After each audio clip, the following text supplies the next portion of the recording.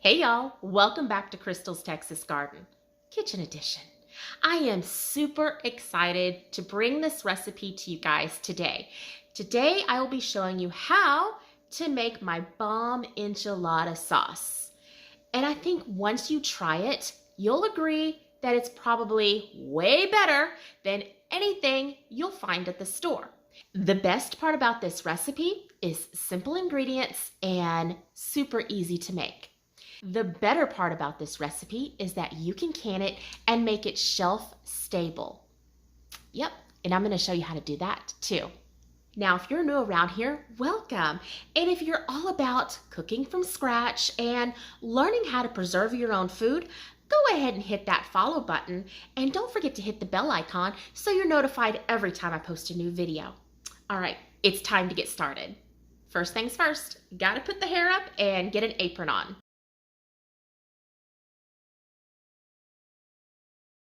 Oh yeah, that'll do. Now, since I have long hair, I do like to keep my hair put up when I'm in the kitchen cooking. Now, the beautiful part about making your own enchilada sauce is that you can customize your flavor profile and your heat index. Personally, I do like spicy food. However, everybody that I may be cooking for in the future might not like spice so much. So when I make my enchilada sauce, I like to make it kind of a mild to a medium heat level. And in the end, when I'm actually preparing enchiladas for a meal, I can then bump up that heat if I want to. Now it's time to start. Now, besides water, this is our ingredients for our enchilada sauce. And we've got a soup bone. Now, typically I do like a little bit more bone to meat ratio, but this is what they had. I'm using beef. However, you can use pork, you can use chicken, whatever you have on hand. Personally, I do prefer a bigger bone rather than small bones. It's just easier to pick out at the end from the chili peppers when they're cooked down. So as far as chili peppers go, this is a Pula, I think I'm pronouncing that right, chili, Pula chili. This chili is a medium heat and it has a nice fruity flavor. So it's going to give us some good flavor in our sauce. Over here I have got, let me tell you, I am using 2.5 ounces of that. So over here I've got 1 pound of New Mexico chilies. If you're familiar with Hatch chilies, it's the same variety, just Hatch chilies are grown in Hatch, New Mexico. So this is what the chilies look like.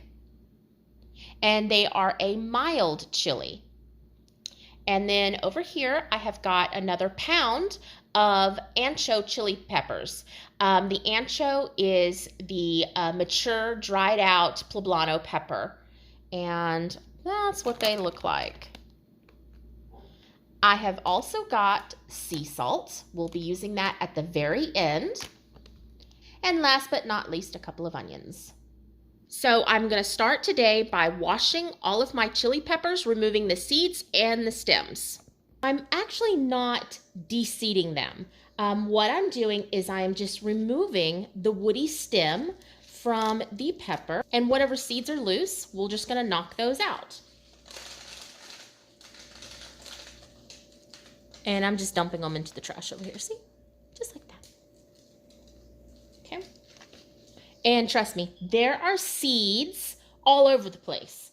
Roomba is going to have a whole lot of fun picking these seeds up. But I wanted to show you guys why we wash these before we cook them. And this is the reason. So this is the stem. I'm pulling it up. You see that?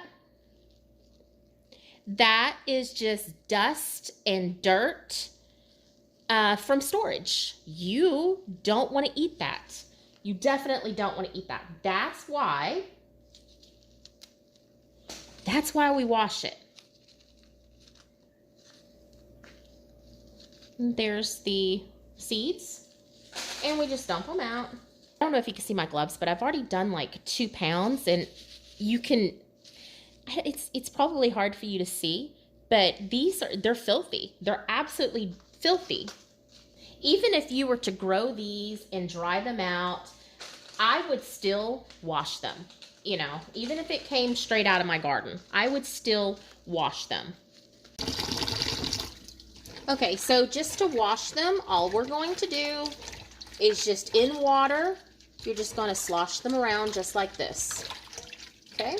I'm going to do 3 rinses just like this.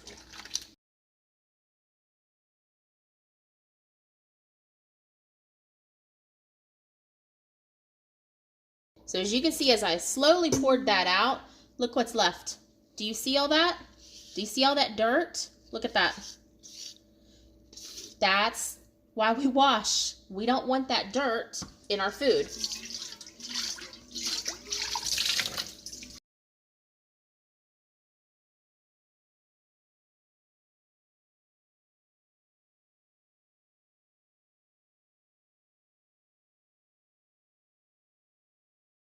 So still got grime in it.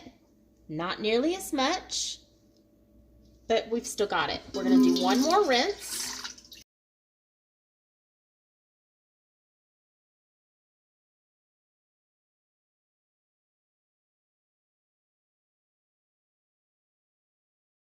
Now my final step on my wash is to do kind of a vinegar rinse here.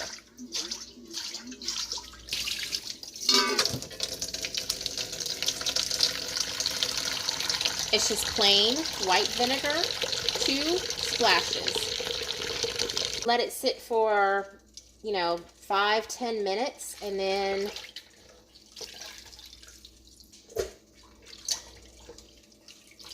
pull it out of the water and stick it in the pot. All of our peppers are now in the pot, and I've already started adding the water. I'm gonna rinse my bones off, and I'm gonna stick them on top. Give me 1 second. And I'm gonna use the bones to weight everything down.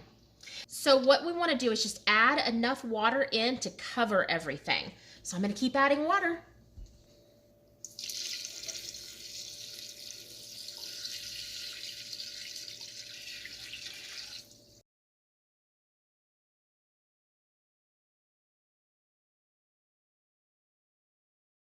And that's good. That's enough water. The peppers are actually rising up. If we were to press everything down, you can see that it's clearly covered. Okay. All right. I'm gonna throw in my onions. All right. Here are onions. I just chopped them, big chunks. Not gonna worry about it. So I'm going to go ahead and cover this and let it come up to a boil before I turn my temperature down. So this is boiling. Take the lid off. And you can see we're at a nice rolling boil. The house is already smelling really good. I love the smell of the chili peppers. It smells so good. Give this a stir. We're going to cut the heat down to about medium or at medium. And we're gonna cover it and let it continue to cook down. It's been right at about an hour, maybe a little over an hour. Let's check on it.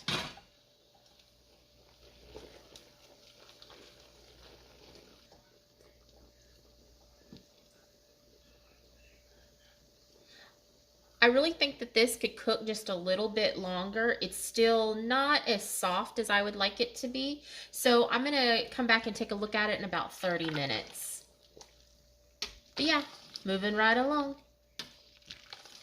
It's been 30 minutes, so let's take a look at it now. So now this has been cooking for an hour and a half so far. Let's check some of these peppers here with our fork.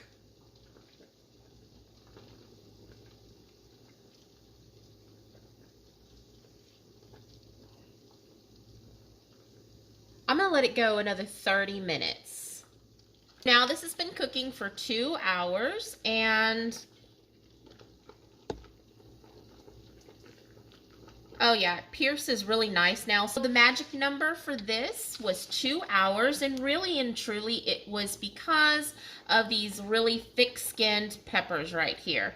But look at the color of that sauce. Look at that. Beautiful. All right, so temperature off. And now we're gonna let this cool down just enough for me to touch it, because I definitely don't want to be blending it right now while it's scalding hot. So it's been a few hours now, and I've let the chili peppers cool down. I have also picked out all of the meat and the bones, or the majority of the meat. I'm not going to worry too much about it because I will be straining this mixture out. So now what we want to do is we want to blend it through. You could take this mixture and put it into a blender, and that's how I used to do it. I don't anymore because I like minimal dishes. You can say that I'm lazy if you want, but you know, I don't like doing dishes. So I prefer using the immersion blender. Now I will tell you I've owned like 3 or 4 immersion blenders, and not all immersion blenders are the same.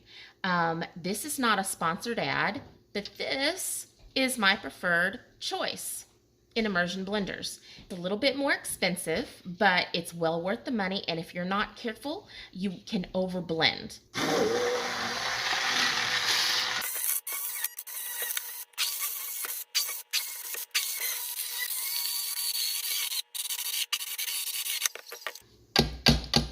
In just a matter of just a few minutes, it really did make a short work of this. I've got a fine mesh strainer here. I think I said mesh, not mess, mesh. This part is probably going to take the longest. And I'm just going to give it some help, pushing this through.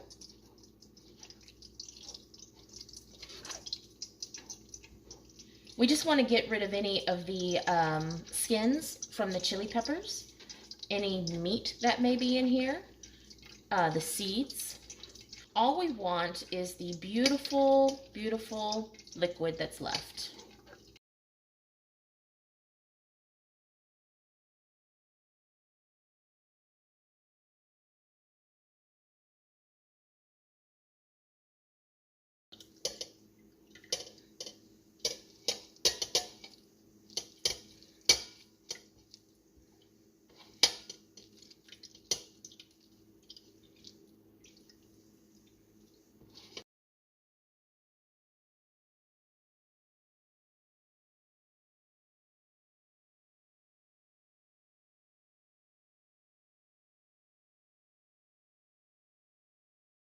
Right, we are all done. This is the finished product.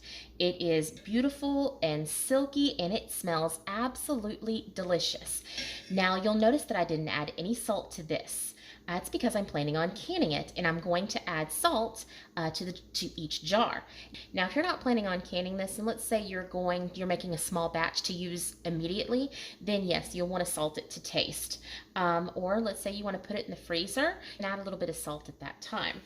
Here's all the byproduct, and it's just the peppers, skins, and seeds. Maybe some meat product in there. I know there is a bone in there, a small bone. You can take it and toss it in the compost pile, but I know some people will frown upon that because it does have meat product in it. So you do with it what you want. I'm going to take this and toss it into the compost, and the chickens will take what they want and they'll leave the rest, and then what they took, they'll turn that into compost as well. Now in the very next video, I'm going to show you guys how to can this, and I hope that you'll come back for that. If you like this video, don't forget to give it a thumbs up, and please, please, please share it with all your friends and family. Until we talk next time, y'all have a great day. Bye.